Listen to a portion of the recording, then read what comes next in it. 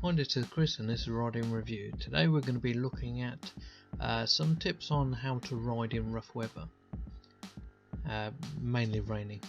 So I was riding on this Yamazaki the other day, and as you can see it is pretty wet and drizzly and horrible.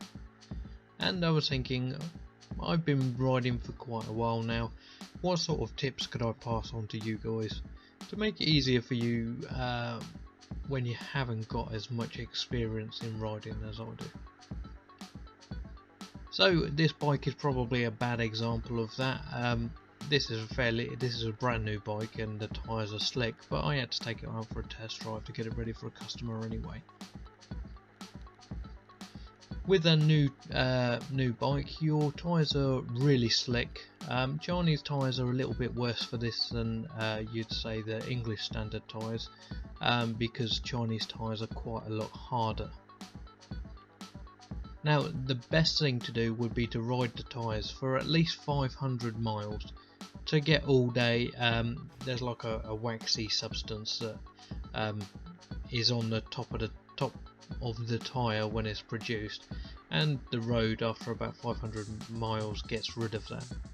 So generally the best thing to do is go for a 500 mile ride, not all in one go obviously on a 50cc, because that will take you forever. But yeah, you use your bike in dry conditions, and then they will handle slightly better in the rain. So yeah, that is my first tip.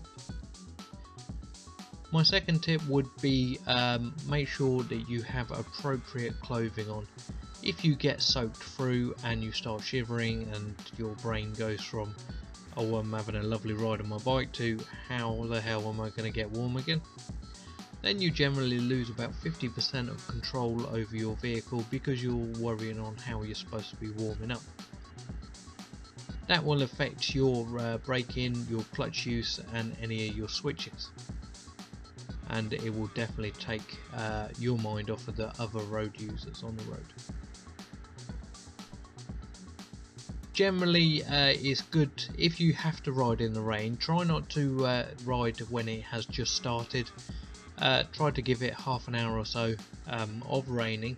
If you can, wait until it slows down a bit. If not, just wait half an hour. Reason being is because all the oil and brake fluid and all the different fluids that cars spill on the road, the rain brings it back up to the surface. And if you've ever seen on the surface of the rain when it's had an oil slick, it becomes like a rainbowy effect. And not so much if you're going straight, but if you go turning on a corner or on a roundabout on that stuff, it's very easy for your wheels to go out from underneath you and you're going to come off, and you do not want that. So wait for it either to get flushed away or just be really careful. Another tip would be to brake and accelerate slowly, less harsh than you normally would, because you don't want to lock your brakes on, especially on a bike without ABS, because it's a good way to come off if you're not expecting it. So just ease on the accelerator.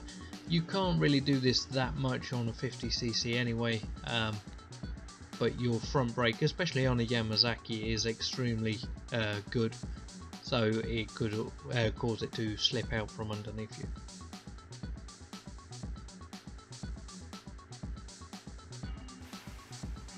So other tip would be, once you've finished your ride and you've got your soaking wet gloves, if you're going straight back out or if you're putting your bike into a garage, what I'd recommend is take them off and put them on top of your engine.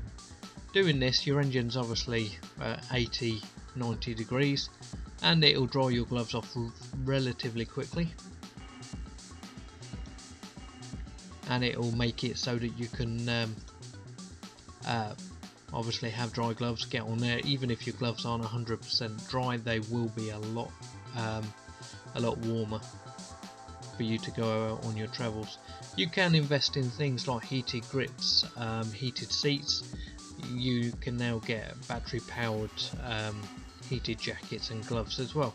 So they may be an investment not only for the cold but also for the winter, which is coming, and apparently this year is forecast to be quite bad. And also the other things that you should definitely have in this sort of weather is a decent pair of waterproof gloves, a decent waterproof jacket, trousers. You can get throwovers, so you would have your normal motorbike wear, and then you just put them on top. And another tip would be always leave your visor a tiny bit open at the bottom. There is venting in most helmets these days, but when it starts to get rainy and cold and foggy and stuff, your inside of your visor will mist up really quickly.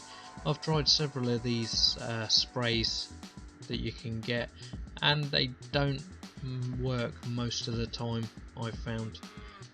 You can get inserts that attach to your helmet that make a barrier between the front screen and the back screen, and they are pretty good. The only problem with them is they scratch really easily. So I hope you've enjoyed my video, and I hope you will be able to take away some tips on this to make you ride safer. Please hit the thumbs up, the subscribe and the notification bell so that you can stay updated on all of my new videos, and as always, ride safe.